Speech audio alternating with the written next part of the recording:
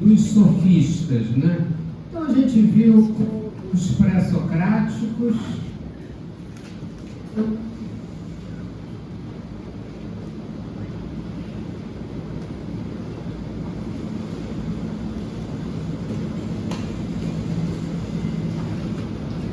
Então a gente viu com os pré-socráticos a ideia da construção da realidade. Então, os pré-socráticos estavam preocupados com a fundamentação do mundo natural, estavam preocupados com a explicação das coisas. E naqueles pré-socráticos que nos interessam, né, a gente trabalhou dois principalmente.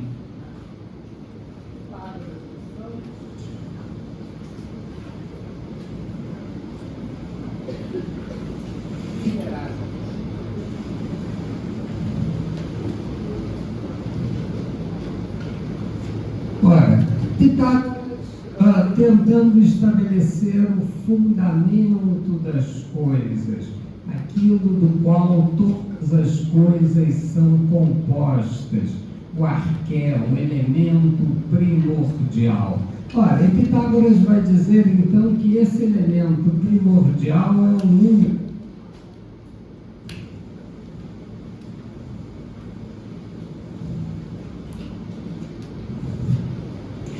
Somos monotemáticos, estamos por aquilo que diz respeito ao direito. O número também é o fundamento da ideia de direito. Ora, então o direito tem uma realidade numérica, o direito é uma proporção, a proporção justa dos bens que existem para serem distribuídos. Ora, então essa é a grande questão que Pitágoras vai estabelecer. Heráclito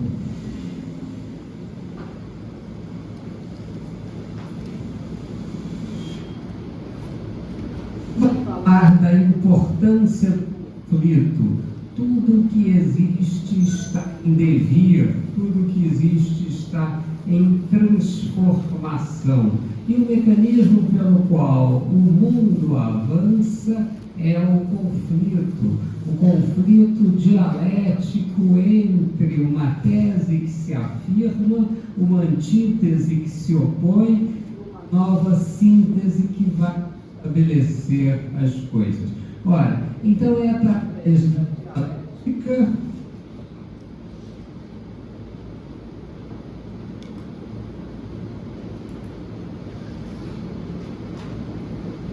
que o mundo se transforma, é através da dialética que as coisas vão ser estabelecidas.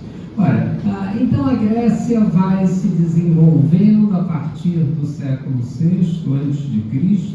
e vai estabelecendo aquilo que são seus elementos fundamentais. Ora, no século V nós temos florescimento de principais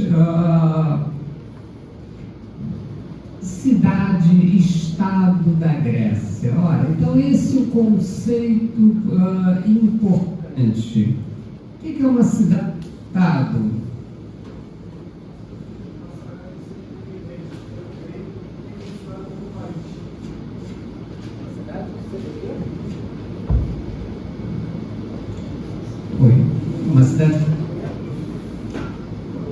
Uma cidade que seja o quê? Eu não ouvi a última parte.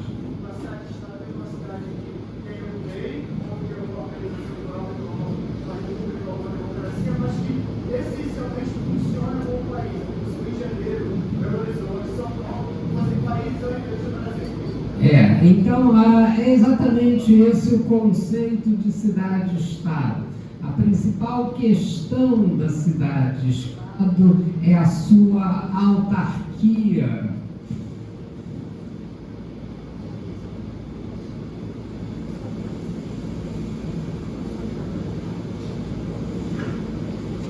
A autarquia é a capacidade capacidade de se bastar, a capacidade de prover todas as suas necessidades materiais, todas as suas necessidades para a sua população sem precisar de ninguém. Então, a cidade-estado ou a polis é um conceito fundamental do mundo clássico.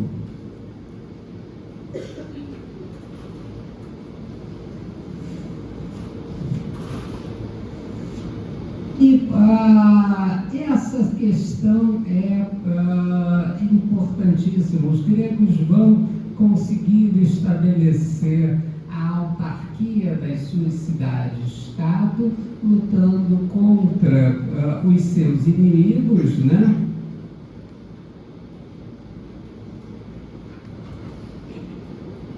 Todo mundo viu aqui o filme com o Rodrigo Santoro, né? Então, Xerxes, né, o rei da Pérsia, não consegue invadir a Grécia. Apenas vai liderar a nação de Delos e estabelecer a dependência da Península Grega. Olha, então vai estabelecer o modelo clássico da cidade-estado, o modelo da democracia ateniense.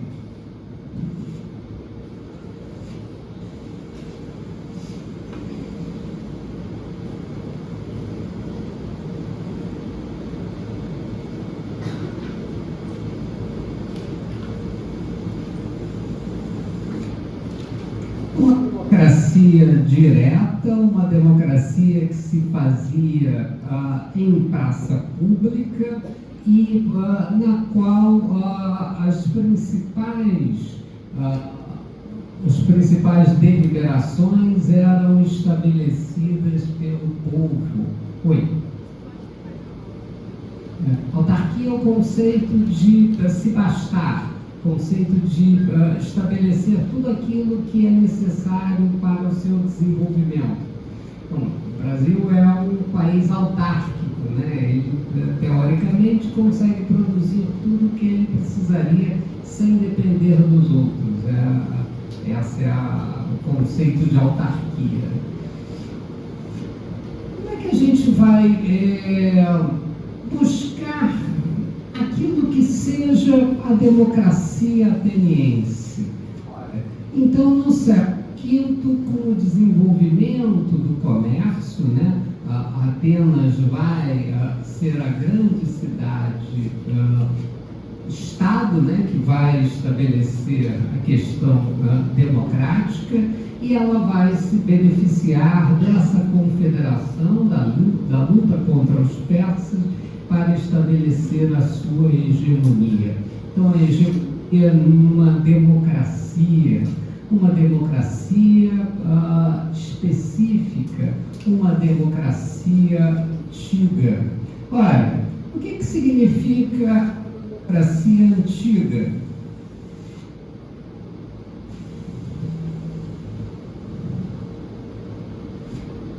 A democracia antiga é baseada na ideia de cidadania. Ora, então são os cidadãos que participam das assembleias da República. Ora, então cidadania na Grécia é um conceito diferente da cidadania moderna. Cidadania na Grécia não inclui os estrangeiros, não inclui os escravos e também não inclui as mulheres. Então, o cidadão é aquele que tem a capacidade e o poderio econômico para participar da ágora das assembleias públicas. Eles pagavam determinados óbulos, né? Ou melhor, recebiam determinados óbulos para participar dessas assembleias. Ora, então isso vai mudar a ideia da Grécia. Então, nesse momento, a filosofia não vai mais procurar estabelecer o que é a natureza das coisas, o que é a natureza do ser, mas vai procurar estabelecer aquilo que são as formas do bom governo, aquilo que interessa ao homem, aquilo que é próprio de um período antropocêntrico, um período preocupado com a questão do homem. Olha, então, como governar a cidade, estabelecer um governo, como estabelecer um governo no interesse das pessoas. Olha, qual é o interesse das pessoas?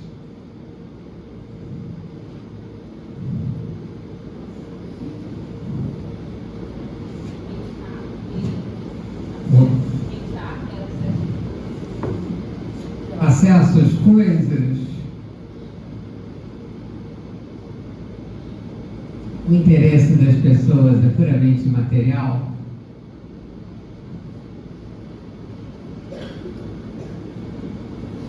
Qualquer aglomerado de pessoas reunidas é uma polis, é uma cidade? Não. O que eu preciso ter para ter uma cidade? Oi? Um estado? Eu preciso do estado para ter uma cidade? Não. Colaboração.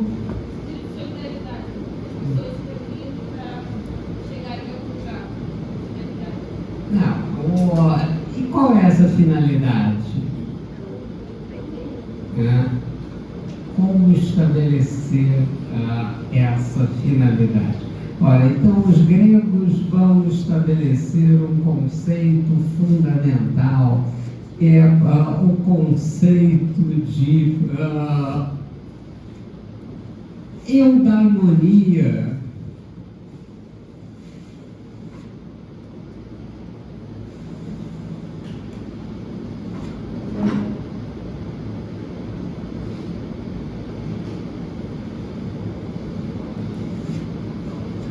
A felicidade. Ora, então as pessoas se reúnem em sociedade para chegar à felicidade. A felicidade de cada qual, a felicidade dentro daquela organização. Então isso é o objetivo de uma polis, esse é o objetivo do Estado. Então, cada vez mais vai se procurar essas questões. Ora, e como é que se chega à felicidade numa sociedade democrática baseada na Assembleia, né? Democracia em termos, né? Não inclui metecos nem escravos.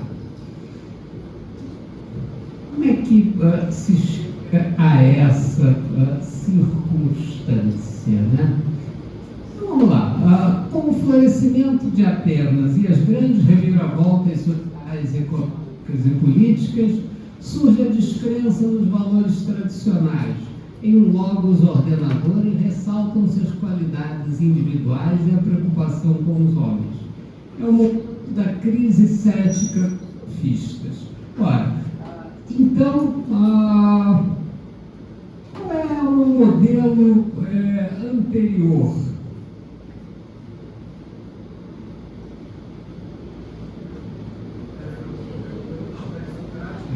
Monárquico?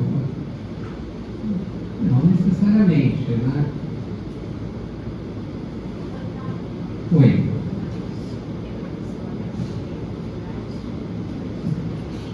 Como é que é? Tinha mais isolamento, você tinha mais, mas qual era o modelo pelo qual as sociedades se regiam?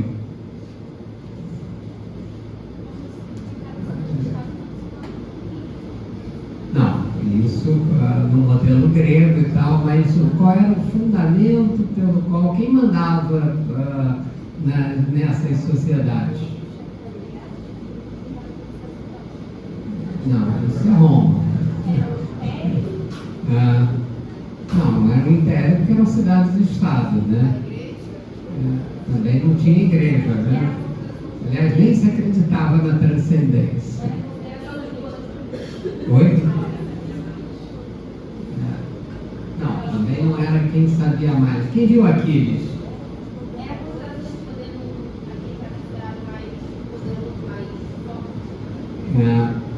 Também não. Quem viu Aquiles, gente? Vamos lá. Também não eram os governadores.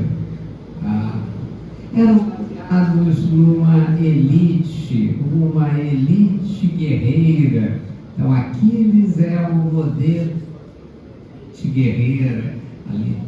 O Aquiles, o grande de Troia, vai estabelecer o modelo fundamental. O modelo fundamental era baseado na timé, na honra.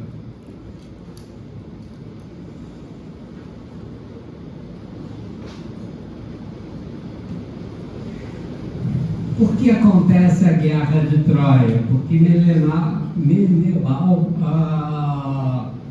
havia perdido a sua esposa para Paris e ele leva ela para Troia. Então, pela honra ultrajada, você estabelece essa circunstância. Olha, então aqueles que têm ou que devem governar são os honrados, aqueles que participam da timé, aqueles que estão como guerreiros nos seus fundamentos. Então você tem uma aristocracia de honra, uma aristocracia no qual a sua posição está estabelecida de uma vez para sempre. Você só precisa nascer no lugar certo e participar daquele espírito aristocrático. É exatamente o inverso do que acontece agora quando você tem uma grande potência marítima, quando você tem o surgimento das massas e a necessidade de fazer o convencimento das massas, pelo menos as massas que se unem na ágora, no espaço público. Ora, então agora esse convencimento fundamental, porque a sociedade grega é fundamentalmente uma sociedade democrática. Ora,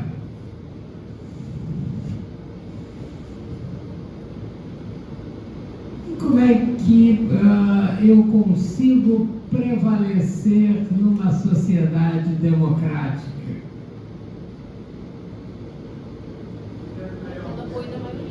Oi? Sendo o melhor governo? O melhor argumento, é isso? Temos o melhor argumento? Oi?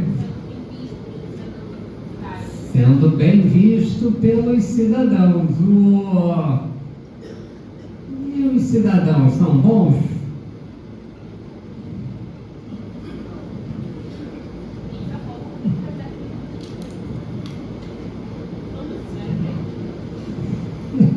Então eu tenho que ser bem visto por pessoas que não necessariamente são boas.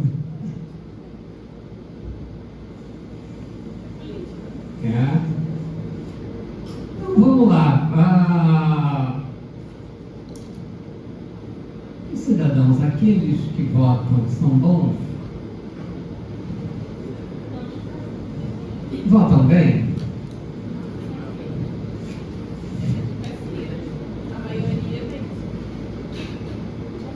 Vocês sabem o que está acontecendo aqui no Rio de Janeiro, no dia de hoje? Ninguém sabe?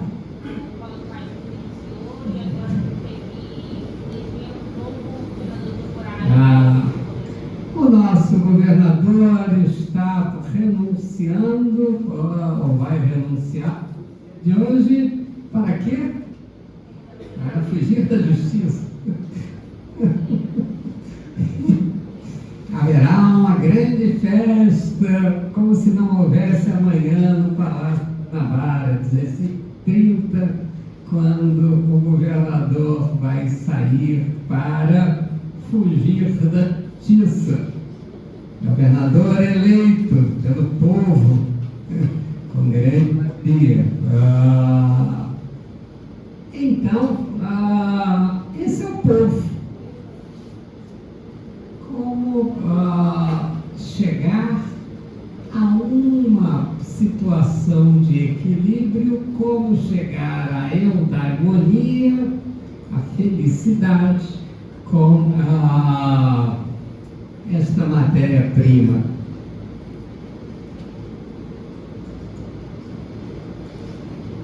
Essa é a questão da democracia em Atenas e ainda é a questão da democracia nos dias de hoje, né? Então não evoluímos nada em 25 séculos. Então, como estabelecer esses parâmetros? Como chegar ao bom governo?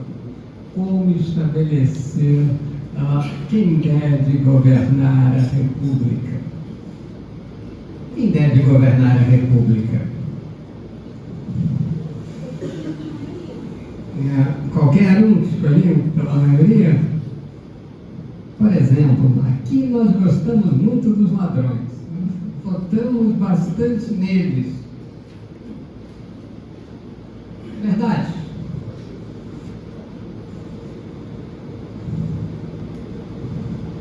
Qual foi o último governador honesto eleito nesse estado? Oi? A última governadora do estado a não ser presa foi Benedita da Silva. Não, mas a Benedita, ela completou um mandato, ela não foi eleita governadora, né? O último governador eleito nesse estado foi Leonel Brizola. Por que vocês não responderam isso? Por que você não sabia isso?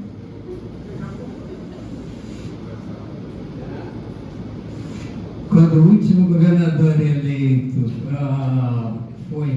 quando o último governador honesto foi eleito nesse estado, você ainda não era nada.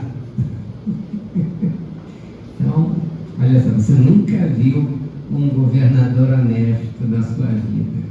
Se passar um governador honesto na sua frente na rua, você não saberá reconhecer que você nunca viu um. Não sabe como é um governador honesto.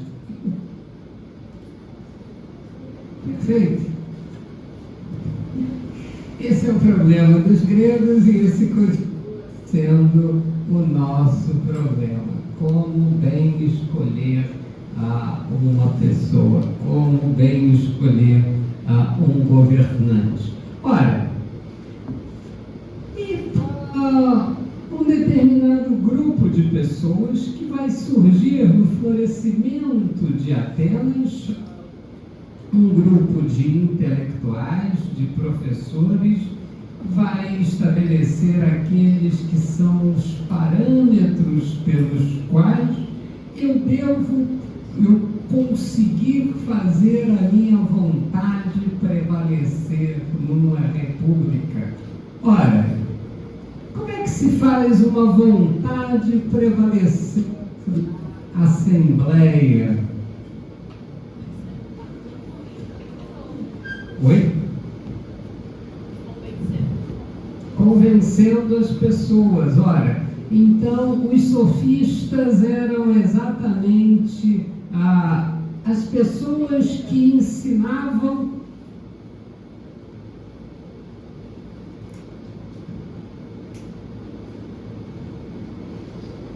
como estabelecer quais as técnicas necessárias para prevalecer a sua vontade em uma assembleia. então ensinavam técnicas para o convencimento. Eles eram remunerados, eles eram professores remunerados para ensinar essas técnicas. Então, prevalecer essas circunstâncias. Então, esse era o ensinamento fundamental dos sofistas. Ora, conseguir fazer prevalecer uma vontade, um interesse, uma circunstância contra o próprio interesse das pessoas.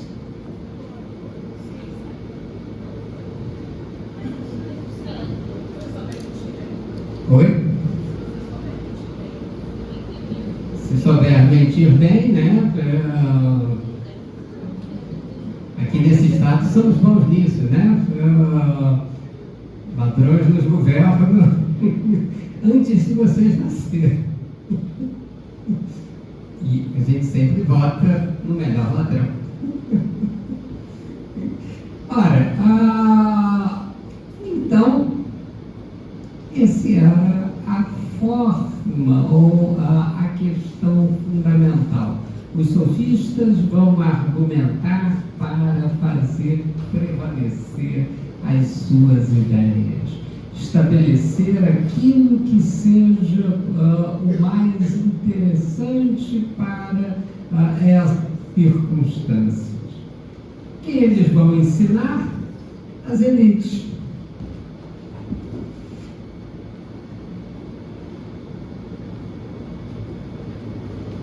As elites são os que podem pagar.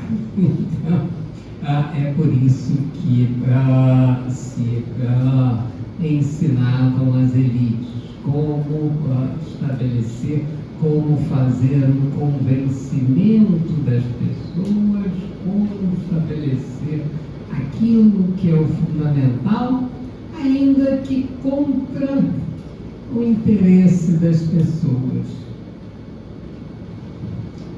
Posso fazer isso? Posso conseguir convencer as pessoas daquilo que é mesmo contrário aos seus próprios interesses?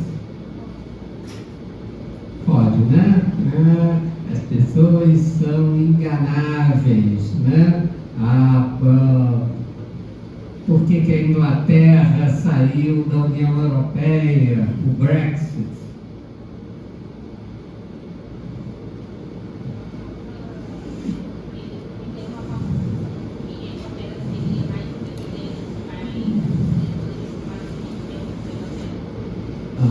Convenceram os ingleses de que, com a singularidade inglesa, com as potencialidades, a Inglaterra teria um destino melhor fora da União Europeia. A Libra esterlina desabou, a City Londrina acabou como que era o terceiro polo financeiro do mundo,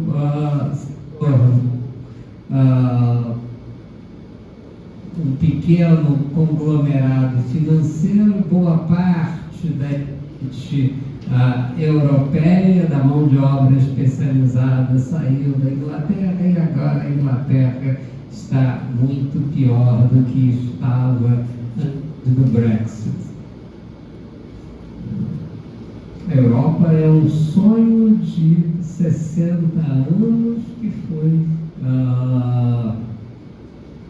desarticulada numa manobra que envolvia elites internacionais, a Cambridge Analytica, o Steve Bannon, coisas que valham, que conseguiram convencer os ingleses de coisas que eram contra os interesses dos ingleses.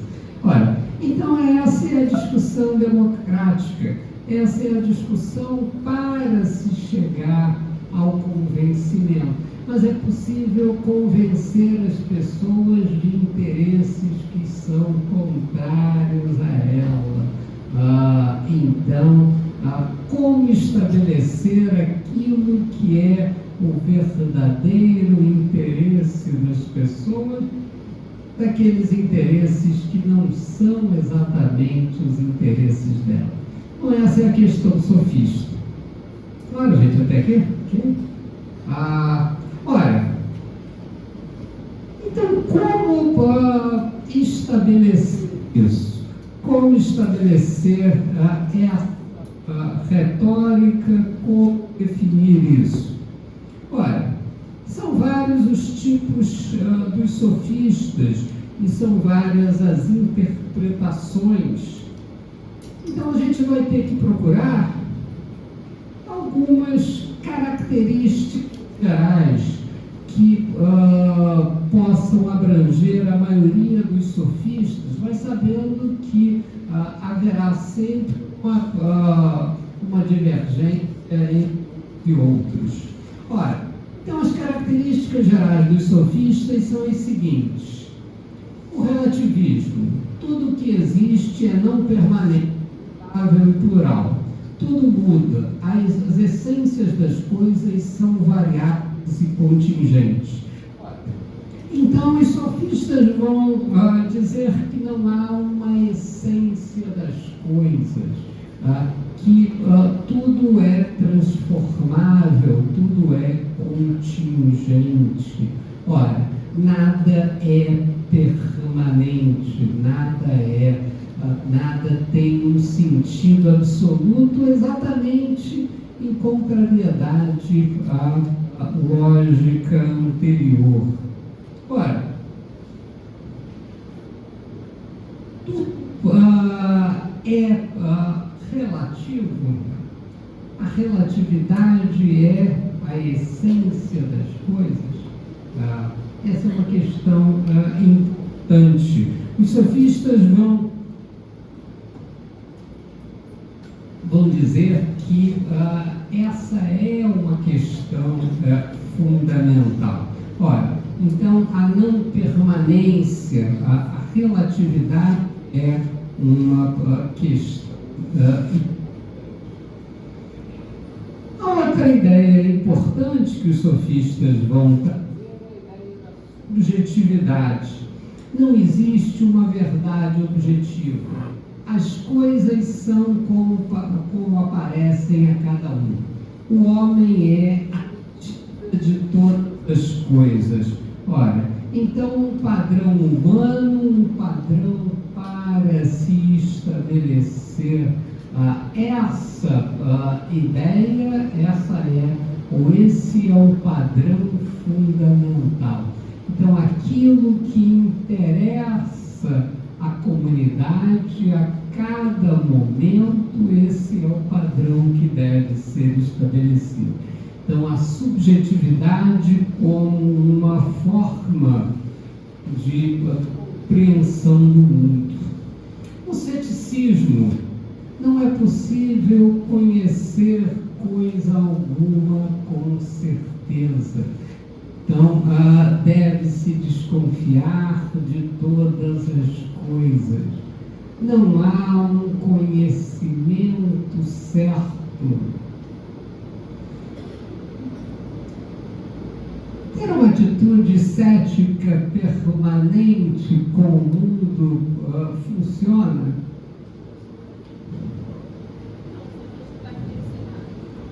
Não acreditar em nada, né? Ser permanentemente cético não vai trazer nenhum tipo de desenvolvimento. Ora, se tudo é relativo, se nada pode ser conhecido com certeza, como é que eu estabeleço as regras?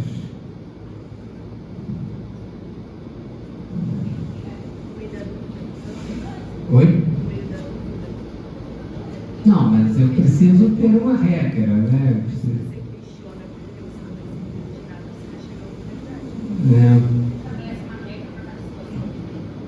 Sim, mas qual regra? Oi?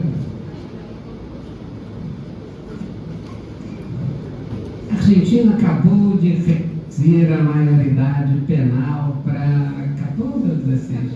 14 anos. Então, agora, uma pessoa com 14 anos já é um criminoso na Argentina.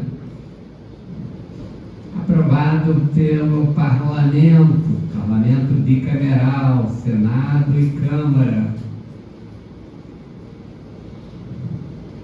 Boa mudança de regra. Foi aprovada pelo povo.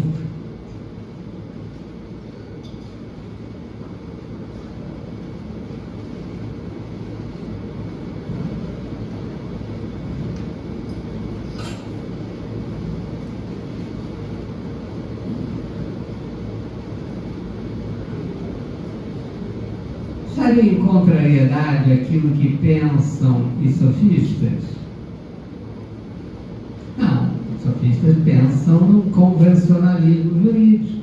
Não existe uma verdade objetiva, toda regra é uma questão de convencionalismo, né? Toda regra é convencional, então diminuir a maioridade não há problema algum.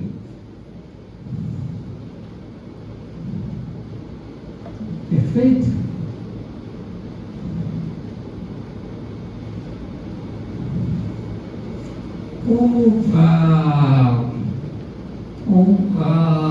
Existe algo que está além disso? Para os sofistas, não existe nada que esteja além disso. Tudo é convencional, qualquer regra é uma regra convencional. Se o parlamento aprovou e se o povo votou, então isso é o que vale como regra. Essa é a ideia do convencionalismo jurídico. Ora, a utilitarismo, mais que ensinavam as habilidades retóricas a serviço dos interesses particulares, manipulando, se necessário, o sentimento das paixões.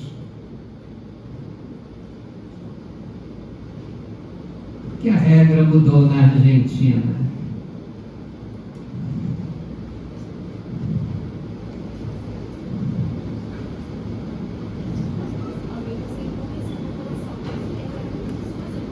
E por que a população se convenceu disso?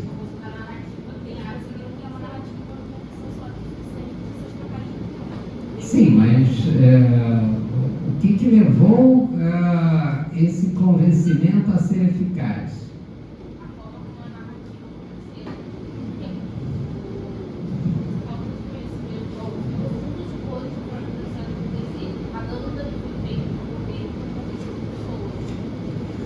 Então, exatamente a fórmula comunicativa foi estabelecida, estabelecendo uma forma de transformação da mentalidade das pessoas, buscando o emocional, trabalhando aquilo que seja o medo das pessoas, o medo irracional de situações de violência momentâneas e estabelecendo uma pseudo-solução para essa circunstância. Ora, então a utilidade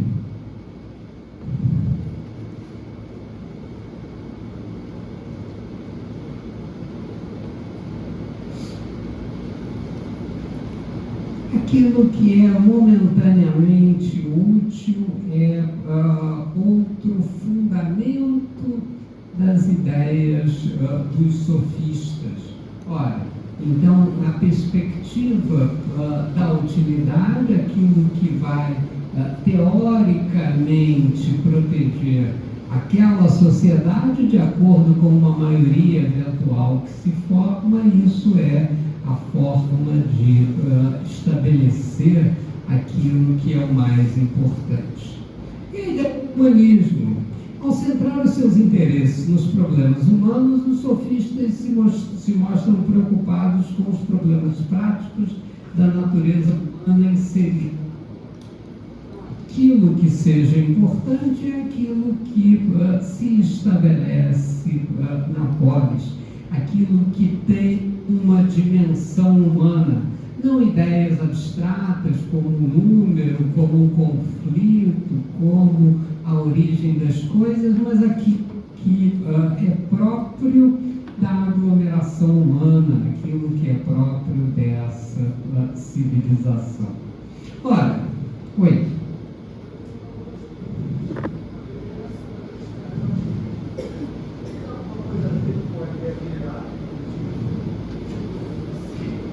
Não. Heráclito tem um princípio fundamental, que é exatamente um princípio da essência.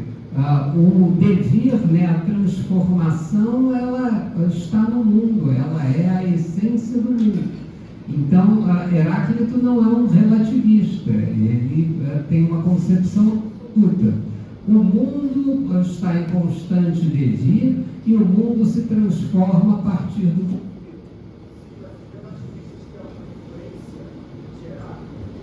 Não, eles são exatamente o oposto de Heráclito, né? Heráclito vai pressupor que existe uma essência das coisas. A essência das coisas é o devir, é a transformação. Tudo está em transformação. Então, tudo flui, não há nenhuma realidade permanente. Não se pode se banhar 2 vezes no mesmo rio, porque você não é a mesma pessoa, nem são as mesmas águas. Entendeu? Concepção absoluta.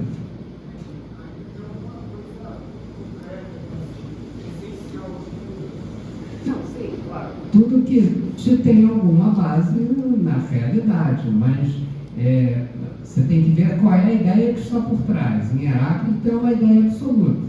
Existe um devir, existe uma transformação permanente. Quer dizer, como é que as sociedades se transformam? Marx vai usar a ideia de Heráclito, né, para estabelecer o seu modo de transformação da realidade. A história é a transformação sucessiva dos modos de produção. Modo de produção antigo, modo de produção feudal, modo de até chegar ao modo de produção comunista, né? Então, as sociedades evoluem por mudanças do modo de produção. Em um determinado momento, você tem um conflito entre o desenvolvimento das forças produtivas e as relações de produção arcaicas. Esse é o momento do conflito, esse é o momento onde você tem a transformação daquela realidade. Esse é o momento revolucionário. A Revolução Francesa, a agrícola, a passagem do modo de produção antigo para o modo de produção feudal, quer dizer, o conflito é o parteiro da humanidade. Mas a ideia geral do modelo marxista é uma ideia geral de que existe um conflito subjacente a todas as sociedades. Elas evoluem pelo conflito, evoluem por uma relação dialética.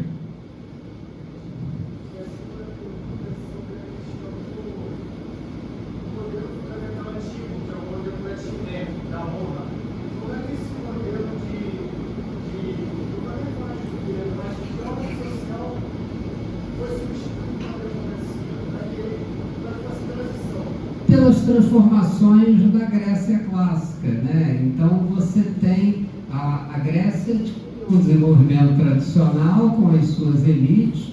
Essas elites vão entrando em decadência, né? A decadência da aristocracia, e você tem uma transformação externa que vem do ataque dos persas, né? Então tudo isso vai fundamentar uma nova forma de sociedade. Então, o florescimento de Atenas, o estabelecimento da Confederação de Delos, né, tudo vai levar a uma nova organização social. que é a democracia e é o momento onde os sofistas entram na história, né? Ok? Claro, gente, até aqui? Vamos lá. Os sofistas, ou aquilo que é um padrão sofístico, é importante só no mundo antigo ou também no mundo moderno?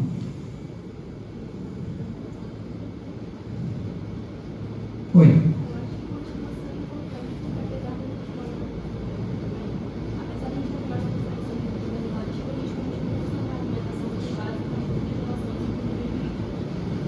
Então, exatamente essa questão. A gente continua usando esse modelo. Veja, por exemplo, um dos maiores sofistas, aliás, é um texto que vocês devem ler, que é Cállicles, Contribuição à História da Teoria do Direito do Mais Forte. Olha, o direito do mais forte. Cállicles vai dizer que aqueles que devem governar a pública são aqueles que têm a melhor capacidade para governar. Então, nas palavras de Cállicles, Gorgias, de Platão, no meu modo de pensar, as leis foram instituídas pelos fracos e pelas minorias. É para eles o interesse próprio que são feitas as leis e distribuídos os elogios. Onde haja o que elogiaram, censuras, sempre que houver algo para censurar. E para incutir o medo nos homens fortes e por isso mesmo capazes de alcançar mais do que eles e impedir que tal consigam, declaram ser feio e injusto vir alguém a ter mais do que o devido. Pois nisso, precisamente, é que consiste a injustiça, querer ter mais do que os outros. Conscientes de sua própria inferioridade, contentam-se, quero crer, em ter tanto quanto os outros. Por isso, de acordo com a lei, é denominado feio e injusto querer ter mais do que a maioria, ao que foi dado o nome de justiça. Mas a própria natureza, segundo creio, se incumbe de provar que é justo ter mais indivíduo de maior nobreza do que um vilão, e o mais forte do que o mais fraco. Com abundância de exemplos, manda a justiça que os mais fortes dominem os inferiores e tenham mais do que eles. O Cállicles de Platão, a teoria do direito do mais forte. Olha, então essa é uma das interpretações possíveis da filosofia dos sofistas. Lembra alguma coisa?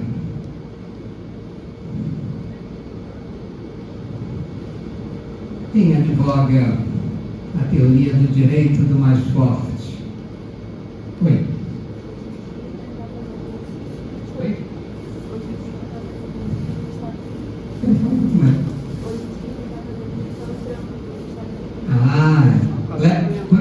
Muito bem. O Trump é um dos adeptos da teoria do direito do mais forte. Make America Great Again. Ora, estabelecer que os mais fortes têm o direito de governar, têm o direito de mandar, estabelecer aquilo que seja o melhor para os outros. Para que um sistema multilateral como as Nações Unidas? Os Estados Unidos têm que ir lá e pegar o que é deles por direito ou por destino, mas o mundo está melhor se os mais fortes governarem. Já falava o bom e velho Napoleão Bonaparte, né? São esses que devem governar a República.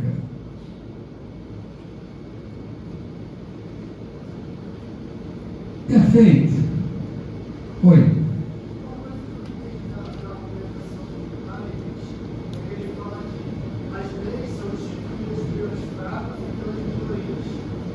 que essas leis, elas impedem os mais fortes de crescer.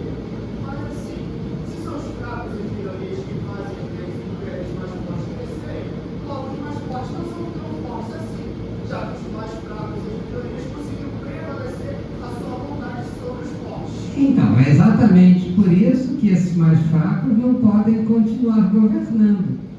É por isso que os mais fortes devem governar, porque essas leis são leis dos fracos, são leis que não levarão a um mundo melhor. Então, se eu preciso fazer um mundo melhor, eu vou lá e chuto o presidente da Venezuela, né? A qualquer pretexto. Estabeleço que organizações de bandidos locais são organizações terroristas para poder bombardear aquelas localidades. Os mais fortes devem pegar aquilo que é deles.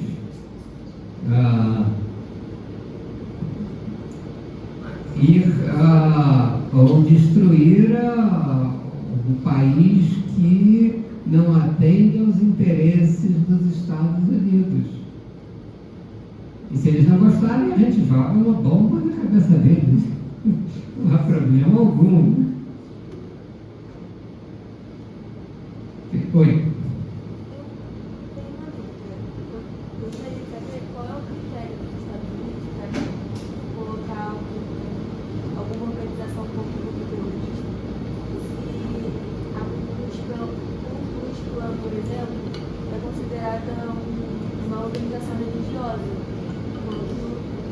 Mas aí você está querendo que o sujeito, além de ser um sofista, né, além da argumentação, ele seja coerente.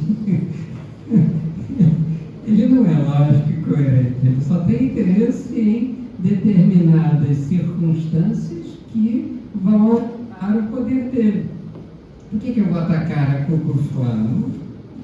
Não tem importância nenhuma para o meu poder. Eu ignoro ela, entendeu? Agora, atacar, dizer que uma organização de bandidagem local é um grupo terrorista significa estabelecer uma coisa fundamental: a ultratividade da lei norte-americana.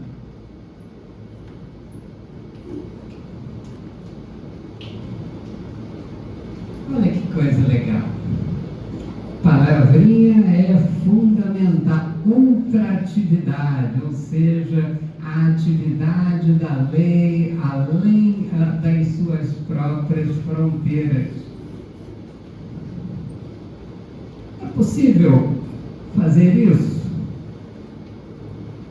A lei brasileira tem ultratividade?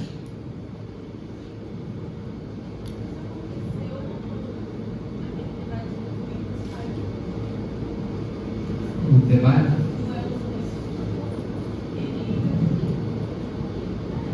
Queria aplicar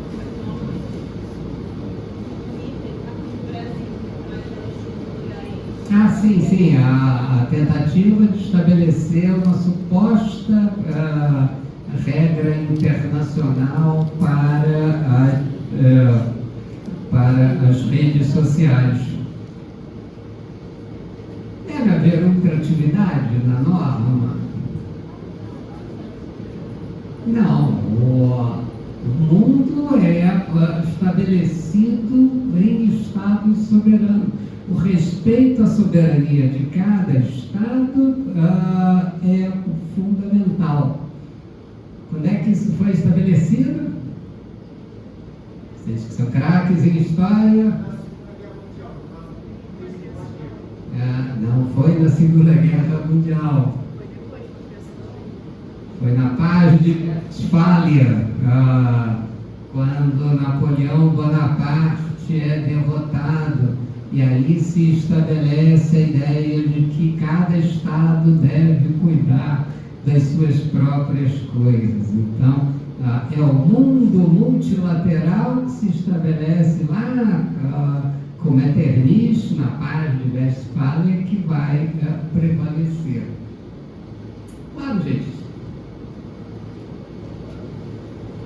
Ok? Até aqui?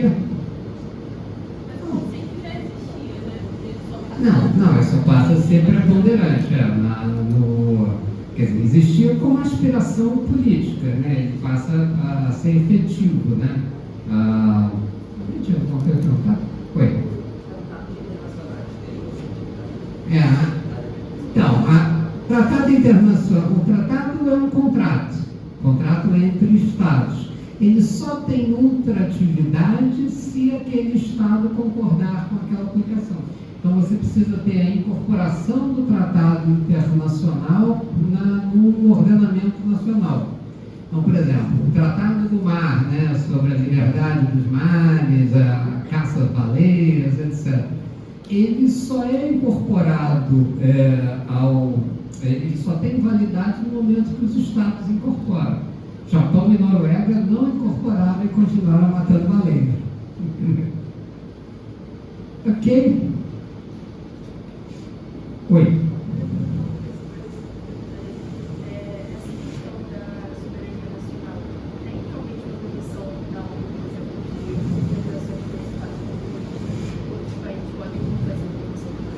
Não, olha só, existem algumas situações muito restritas na qual você vai admitir essa autoridade, mas só em casos muito extremos. Então, por exemplo, em caso de genocídio, em caso de discriminação sistemática de pessoas, quando teve aquela matança em Ruanda, né, os Tutsis e os outros Hutus, né? Tutsis e Hutus, uma etnia matando a outra, né? Aí você teve uma intervenção da ONU. Não vai admitir, em algumas situações muito excepcionais, essa situação. Escravidão, são poucas as hipóteses.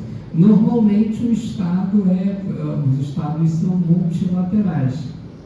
Ora, o mundo multilateral baseado na ideia de organização nacional. Modelo bom? Consoante Trump.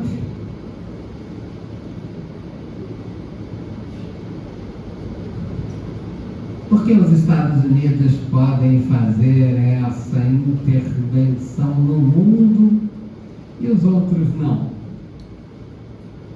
Oi.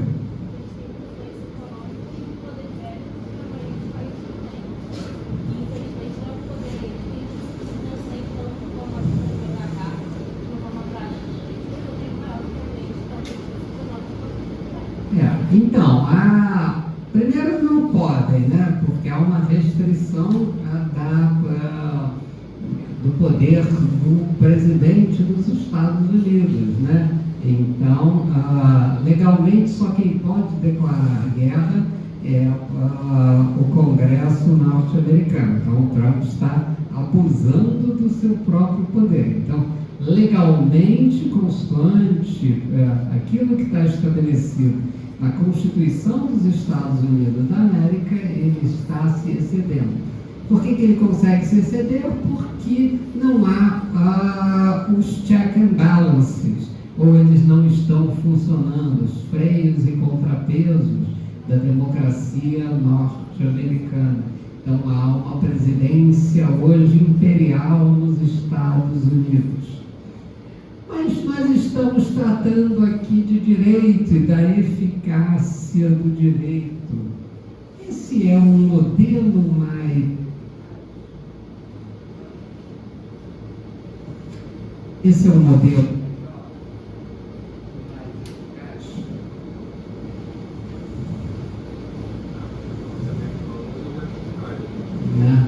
Vamos lá, para os norte-americanos ele é mais eficaz. Essa questão que o colega trouxe é muito interessante. Os Estados Unidos têm mais influência no mundo agora ou menos? Menos. Vocês estão vivendo um momento raro na história. Vocês estão vivendo um momento do declínio de uma superpotência, ou o declínio do Império Americano. Então, os Estados Unidos estão declinando, estão em declínio. É exatamente por isso que o Trump está fazendo o que está fazendo. Então, você tem um modelo hegemônico de uma única superpotência que está diminuindo. Diminuindo por quê? Base do poder norte-americano. São aqueles porta-aviões? Oi. Influência cultural? Também não. É uma parte importante, mas não decisiva.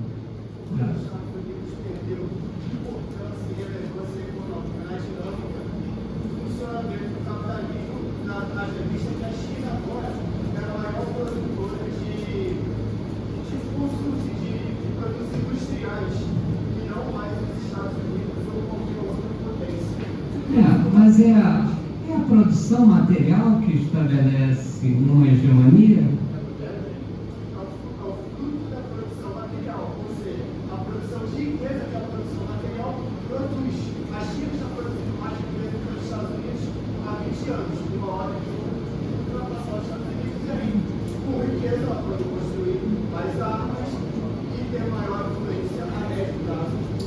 Os Estados Unidos só mandaram para fora do território norte-americano aquilo que já não interessava muito, né?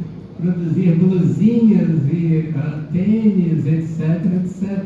As grandes coisas de desenvolvimento tecnológico continuaram nos Estados Unidos. Não houve essa transformação. O que caracteriza o... Oi?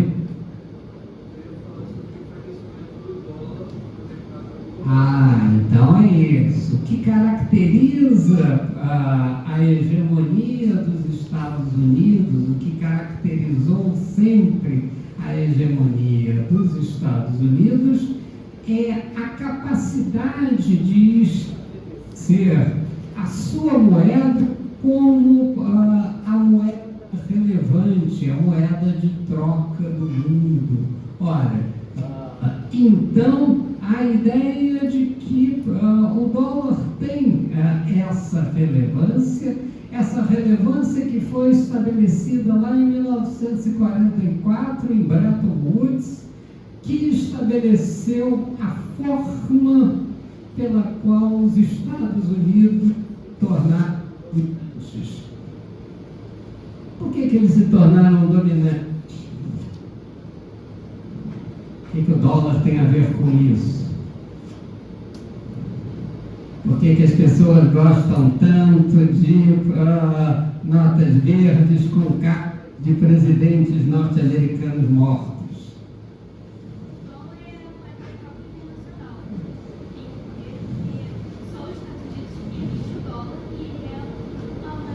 O dólar tem a possibilidade de uma emissão plena sem que isso gere um encarecimento de preços, porque há uma demanda infinita em relação ao dólar. Então, o dólar é a moeda internacional, ou era a moeda internacional.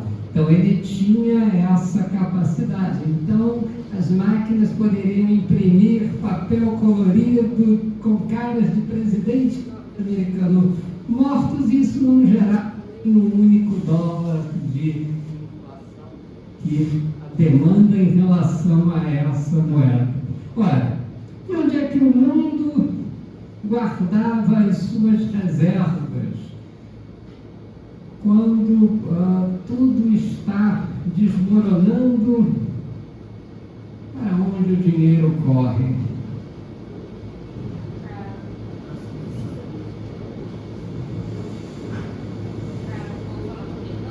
Oi? para os treasures, para os títulos do governo norte-americano, os bons e confiáveis títulos emitidos pelos Estados Unidos da América. Ora, então, para onde o dinheiro correu até agora? Ora, o que o Trump faz? Traz uma desorganização no sistema de Bretton Woods, coloca isso que sempre foi a grande garantia do sistema mundial. O sistema é confiável, o sistema funcionar independentemente das coisas. Ora, então, ele coloca esse sistema em xeque. Olha, os treasures norte-americanos não são mais confiáveis. A Rússia estabeleceu uma guerra e confiscou reservas da Rússia nos Estados Unidos da América. O dólar agora pode ser confiscado. Ora, o que acontece? Onde é que a China guardava as suas reservas? Em títulos do Tesouro norte-americano. Por que ela não guarda mais? Porque eles são cada vez menos confiáveis. Os países árabes também, a Rússia também. Ora, então aquilo que era a base do poder norte-americano se tornou inconfiável. Então, isso marca a decadência dos Estados Unidos da América como a potência hegemônica mundial. O sistema foi colocado em xeque pela primeira vez. Então, o mundo está menos confiável. Como é que se resolve isso? Buscando outros sistemas, buscando outros mecanismos, aplicando em Bitcoin. Qualquer coisa que seja fora da influência e do poder dos Estados Unidos da América. Então há um declínio nessa circunstância. Então vejam que fidúcia, a confiança, era a base do sistema. Isso deixou de existir.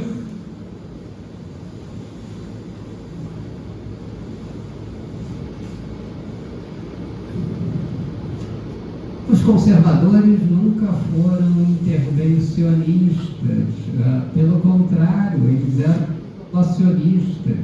Então, o que o Trump está fazendo é reagindo a um sistema que funcionava, que era um sistema multilateral, mas que estava ficando excessivamente caro para os Estados Unidos. E aí ele vai lá e chuta o sistema inteiro. Ora, então a confiabilidade dos Estados Unidos, aquilo que era a base do poder norte-americano, que era a ideia ou a moeda de troca do mundo, ela estava se desmilinguindo. Por que os países não tiram todo o dinheiro de uma vez só? Porque isso ia causar uma desvalorização brutal. Então, tirando dinheiro aos pouquinhos, treasures norte-americanos. Entenderam? Então vejam que aquilo que aparentemente é posta fortaleza, que é a questão do domínio, da dominação, do estabelecer forte vem mandar, isso não é necessariamente verdadeiro. Não eram com os sofistas, não eram com os sofistas modernos, com os sistemas baseados na ideia do direito do mais forte. E aí eu tenho que buscar aquilo que seja um verdadeiro fundamento do sistema. Como estabelecer quais são os princípios preceitos pelos quais eu vou tornar o mundo melhor, o mundo mais seguro, como eu chego à eudemia, como eu chego à felicidade. Ora, então essa passa a ser a grande questão das sociedades. Então, a partir dos gregos, se pensar esse modelo é pensar nas suas circunstâncias. A resposta dos sofistas ela é insuficiente para estabelecer esse modelo. Entendido isso, gente? Ora, então,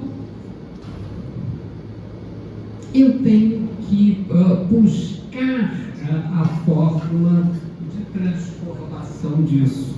Então, essa é a grande questão que vai permear as relações internacionais. Como estabelecer o melhor modelo, como estabelecer um modelo pelo qual essas circunstâncias não se estabeleçam. O que é importante para nós aqui no direito?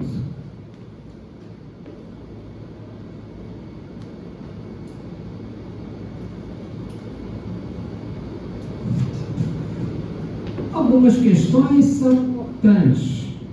A ideia do constitucionalismo jurídico. A norma é uma norma que está no mundo ou é uma norma convencional? Posso estabelecer qualquer regra? Está ligado a um valor que faz sentido para a comunidade.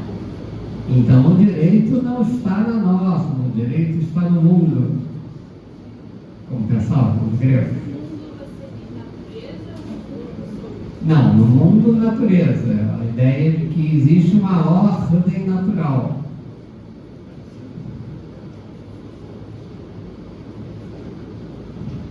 Ou tudo é convencional?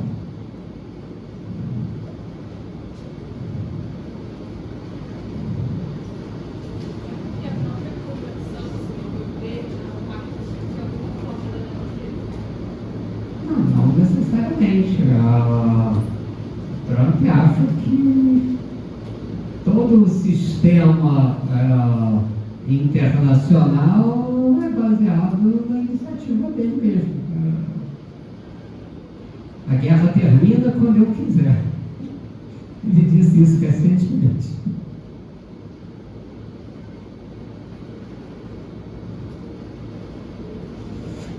Então, gente.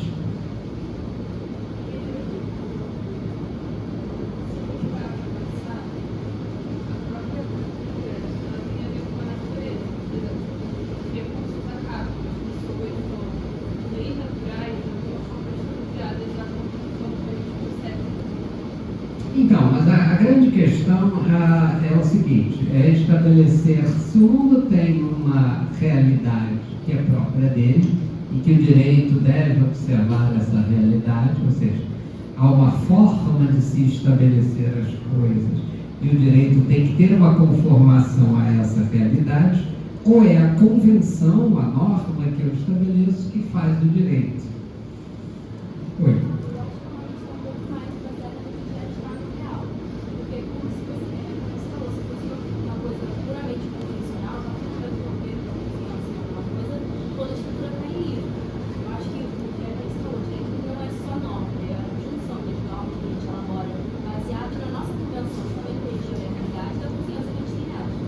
Então, exatamente essa questão que colocou. Isso está baseado numa construção. Então, os Estados Unidos, por exemplo, fazendo essa intervenção do jeito que está fazendo, o que ele abalou? Ele abalou os fundamentos do Império Norte-Americano. Quais eram os fundamentos do Império Norte-Americano? A preponderância e a hegemonia do dólar dólar enquanto reserva de valor do mundo. Olha, então isso baseava, ou isso caracterizava o poderio dos Estados Unidos. Quando os Estados Unidos se tornam inconfiáveis, as pessoas vão fazer outra coisa, as pessoas vão estabelecer o trust, a confiança em outros sistemas, em outras afinidades. Então, aquilo deixa de ser alguma coisa fundamental. Entenderam isso, gente? Por exemplo, qual é a relação disso com o Bitcoin, por exemplo?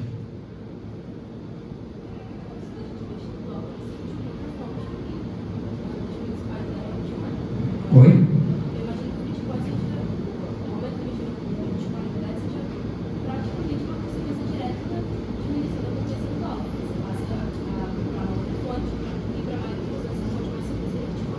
Então, o Bitcoin ele é baseado numa ideia. A ideia de que eu tenho uma reserva ou uma possível reserva monetária que é limitada, para evitar exatamente o que os Estados Unidos fizeram e abusaram de fazer, que é imprimir a maquininha de dólar.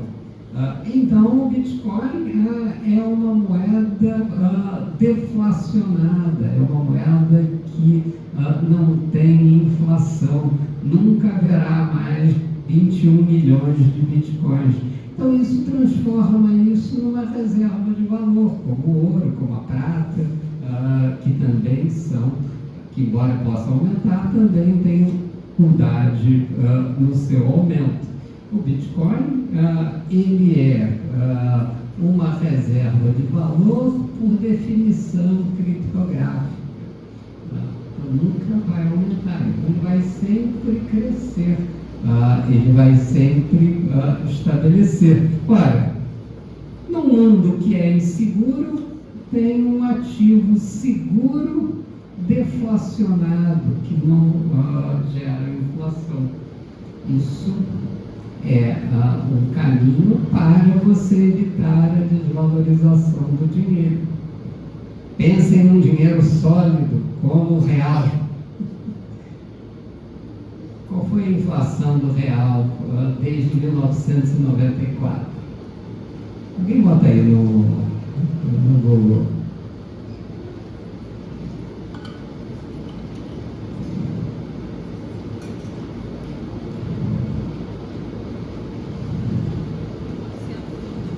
É 94.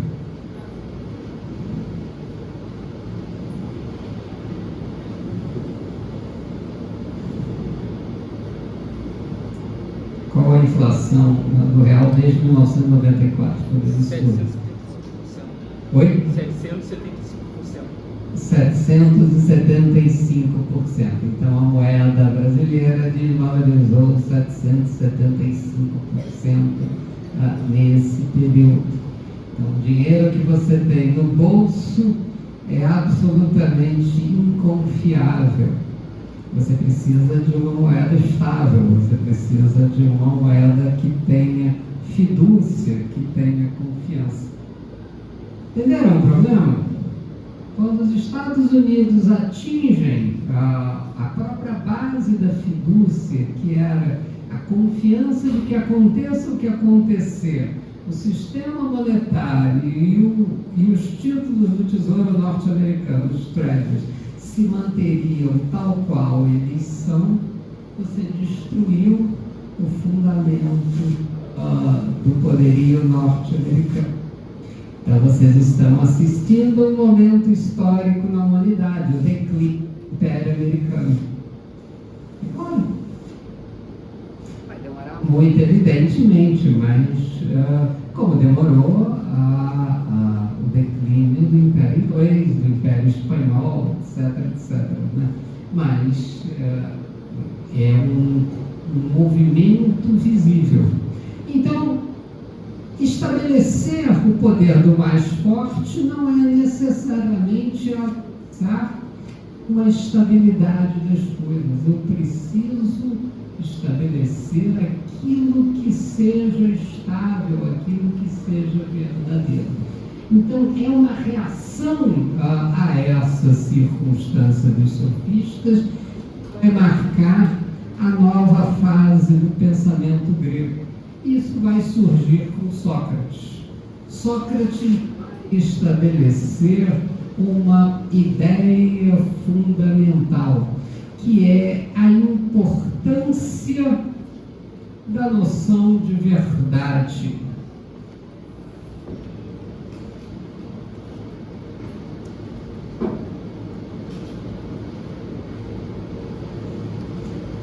Qual é a definição de verdade?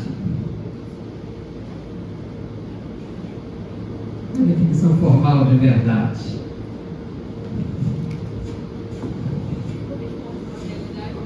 Verdade é a correspondência entre aquilo que eu penso e aquilo que é.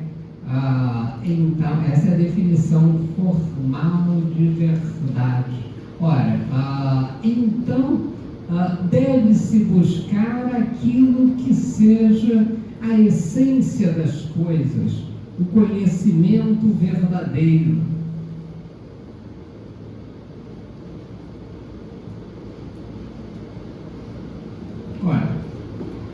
Então, o saber sofístico vai ser atacado exatamente naquilo que ele não se propõe resolver.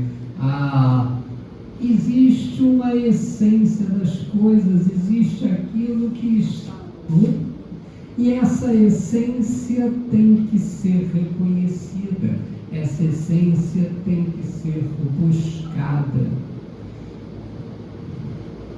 O direito tem uma essência?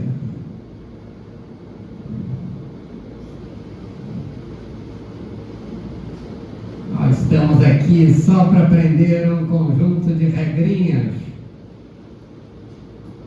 Se eu decorar todo o direito civil descomplicado do Marcelo Alexandre, terei o meu problema resolvido. Não, o direito tem uma essência, o direito tem uma razão de ser, o direito tem uma ideia essencial. Então, descobrir o que seja o direito significa descobrir naquela diversidade do nomos, naquela diversidade da regra, o que corresponde a essa essência. E essa essência tem uma relação direta com a ideia de verdade, como definida no pensamento socrático. Então, o pensamento socrático vai marcar uma superação da ideia dos sofistas. Então, o melhor homem é o justo, aquele que o causa mal a ninguém. Então, a primeira definição do justo é o nemeni leber, o não causar mal a outra. Isso é um princípio fundamental do justo. Definir o que seja o justo significa definir qual o bem de uma sociedade.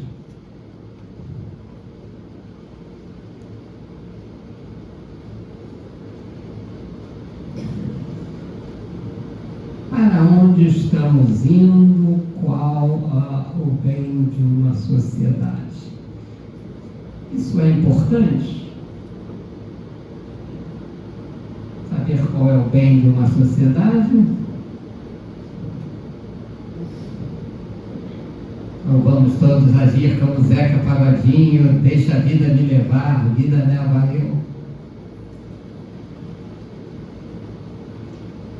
Essa é a questão fundamental, essa é a grande questão socrática que veremos na próxima aula. Olha só, gente, é importante vocês começarem a trabalhar agora, a gente vai entrar numa base mais importante. Então, leiam o Cállicles e, principalmente, vamos começar a pensar nessa questão dos bens sociais e na leitura da República.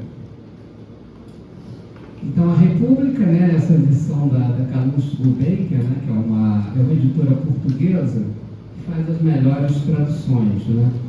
E, então, ela vai estabelecer aqui uma das melhores traduções da República. Então, na República, Platão vai tentar definir aquilo que seja a essência de uma sociedade. E a essência de uma sociedade para Platão é a ideia de justiça. Oi?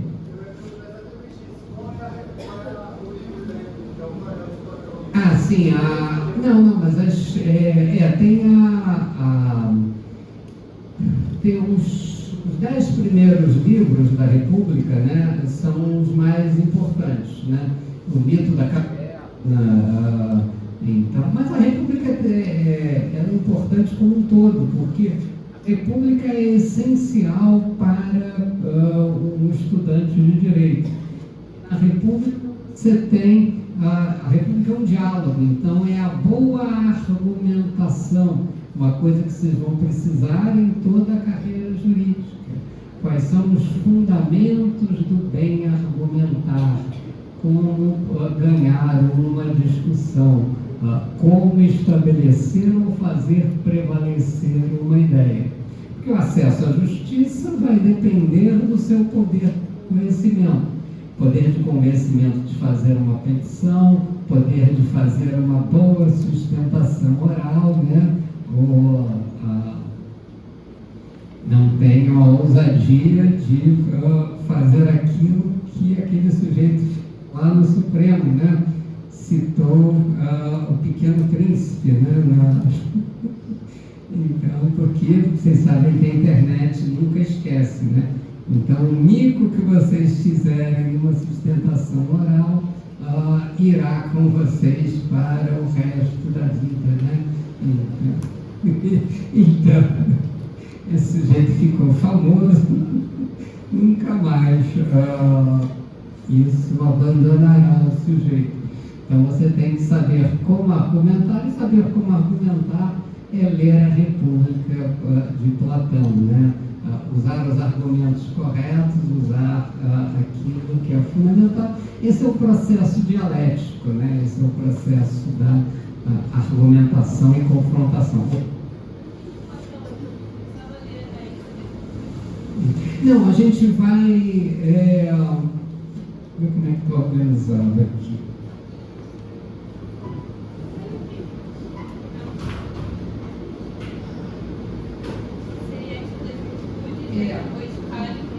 Não, você tem razão.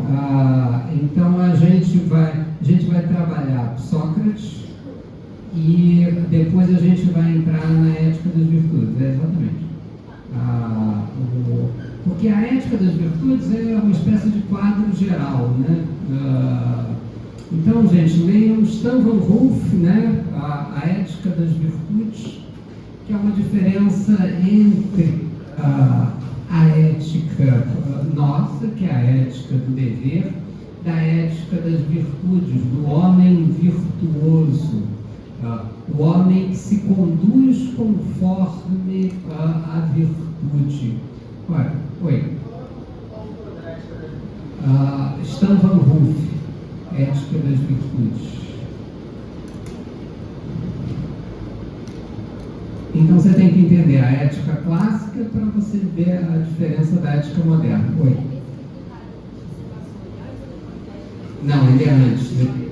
Comenta agora. Os sofistas, né? Ele é um dos sofistas, que é um sofista que mais nos interessa porque ele vai trabalhar essa ideia do direito do mais forte, né? O Riley é a história toda, né? Esses aí são pedaços da coisa, né?